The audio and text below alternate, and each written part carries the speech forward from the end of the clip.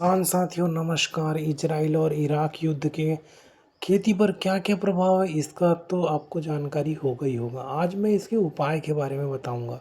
तो सबसे पहले देखते हैं कि क्या-क्या इफ़ेक्ट पड़ सकते हैं, उसके बाद हम इसके निवारण के उपाय ज़रूर सोचेंगे। सबसे पहले उर्वरक के ऊपर इफ़ेक्ट आएगा, क्योंकि यूरिया है, डीएपी है और पोटाश तो हम इम्पोर्ट करते हैं। इसके अलावा सल्फ़र जैसे जो तत्व है उसके ऊपर बहुत ज़्यादा इफ़ेक्ट पड़ेगा, क्योंकि हम इसके खाड़ी देशों पर निर्भरता है। सरकार जो है वो अन्य देशों से चर्चा कर रही है, इसमें पैनिक होने वाली बात कुछ नहीं है।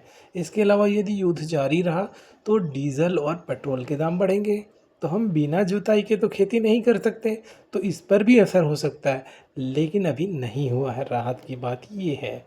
इसके अलावा बहुत सारे पेस्टिसाइड है, इंसेक्टिसाइड है, फंजीसाइड है, जो दवाइयाँ हैं वो बाहर से आती है, तो उसके ऊपर असर पड़ सकता है। इसके अलावा प्लास्टिक वाले आइटम्स हैं, प्लास्टिक के आइटम जैसे ड्रीप मल्चिंग, ये तो 30 है, क्योंकि सबसे ज़्यादा खाड़ी देशों पे ही निर्भर है। जो झिल्ली आती है, जो सब्जी भर के आती है, वो उसके ऊपर भी निर्भरता करती है। तो ये तो रही समस्या, लेकिन इसके उपाय हम लोग देखना चाहते हैं।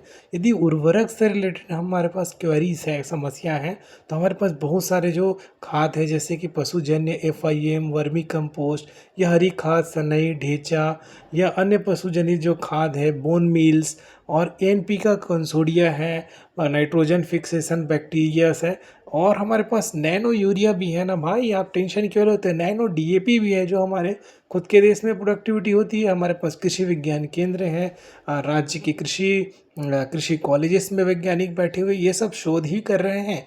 और हमारे पुराने जो परंपराएं हैं, घन जीवामृत, अमृत, पंचगव्य, इसके अलावा गौमूत्र भी तो है। बहुत से बायो पेस्टिसाइड भी तो उपलब्ध है, तो चैनल को सब्सक्राइब कीजिए।